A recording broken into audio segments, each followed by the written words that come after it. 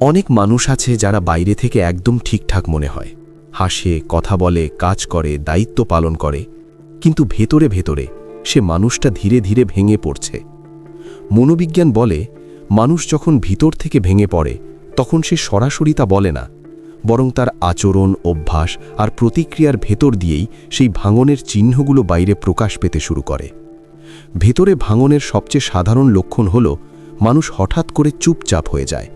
যে মানুষটা আগে কথা বলতো, নিজের মতামত প্রকাশ করত, গল্প করত, সে ধীরে ধীরে কথা কমিয়ে দেয়। এটা লাজুকতা নয়, এটা এক ধরনের মানসিক প্রত্যাহার। কারণ ভেতরে ভাঙা মানুষ বিশ্বাস করতে শুরু করে কেউ বুঝবে না, কেউ শুনবে না, বলেও লাভ নেই। তাই সে নিজেকে গুটিয়ে নেয়। আরেকটি আচরণ হল অকারণ রাগ বা বিরক্তি। সামান্য কথায় চটে যাওয়া, ছোট ঘটনায় অতিরিক্ত প্রতিক্রিয়া দেখানো, এগুলো আসলে রাগ নয়, এগুলো জমে থাকা কষ্টের বহিঃপ্রকাশ। মনোবিজ্ঞান বলে, মানুষ যখন তার কষ্ট প্রকাশ করার ভাষা হারিয়ে ফেলে তখন সেই কষ্ট রাগ হয়ে বেরোয়। ভেতরে ভেঙে পড়া মানুষ অনেক সময় অতিরিক্ত ব্যস্ত থাকার অভিনয় করে। সে নিজেকে কাজে, ফোনে, সোশ্যাল মিডিয়ায়, সিরিজে ডুবিয়ে রাখে। কারণ একা হলে, চুপ থাকলে তার নিজের চিন্তাগুলো তাকে আঘাত করে। তাই সে নিজের মস্তিষ্ককে ব্যস্ত রাখে, যেন ভাবার সুযোগ না পায়। আরেকটি লক্ষণ হল নিজের প্রতি আগ্রহ হারিয়ে ফেলা। আগে যে মানুষটা নিজের যত্ন নিত, পরিষ্কার থাকত, সাজগোজ করত, সে হঠাৎ এসব নিয়ে উদাসীন হয়ে পড়ে। এটা আলসেমি নয়, এটা মানসিক ক্লান্তি। ভেতরে ভাঙা মানুষ অনেক সময় মনে করে নিজের যত্ন নেওয়ার মতো সে আর গুরুত্বপূর্ণ না।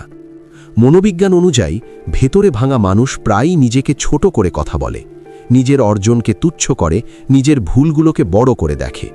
সে ভাবে অন্যরা ভালো, সেই নিজে যথেষ্ট না। এই নেগেটিভ সেলফ টক ধীরে ধীরে মানুষের আত্মবিশ্বাস ভেঙে দেয়। আরেকটি আচরণ হল অতিরিক্ত হাসি বা অকারণ ফান। অনেক সময় দেখা যায় যে মানুষটা ভেতরে সবচেয়ে বেশি কষ্টে থাকে সেই সবচেয়ে বেশি হাসে, কারণ হাসি তার ঢাল। সে চায় না কেউ তার ভাঙনটা দেখতে পাক। মনোবিজ্ঞান একে বলে মাস্কিং বিহেভিয়ার।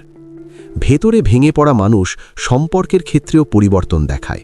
সে হয় অতিরিক্ত নির্ভরশীল হয়ে পড়ে, না হয় হঠাৎ দূরে সরে যায়।